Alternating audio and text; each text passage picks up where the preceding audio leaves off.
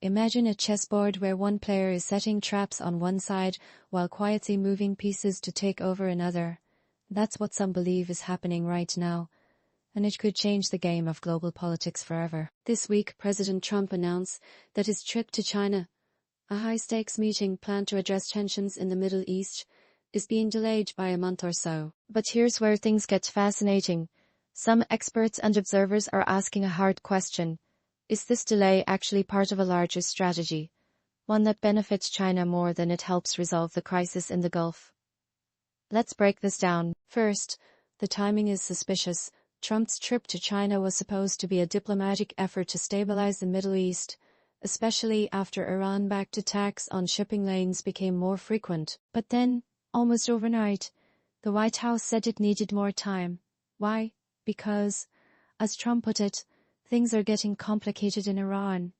But here's the catch.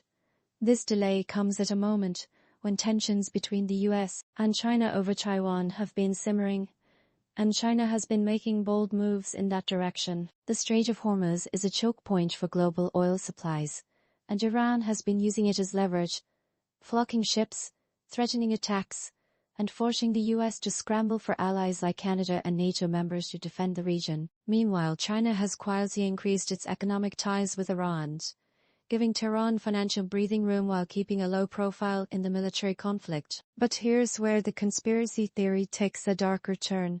What if China is using this crisis as a distraction? The idea goes like this. By keeping the US bogged down in the Middle East, China can focus its resources and attention on Taiwan without facing the same level of global scrutiny or military pressure. The delay in Trump's trip might not just be about Iran. It could be a calculated move to buy time for China to strengthen its position in the Taiwan Strait. And this isn't just China's, it's what some analysts are calling strategic distraction.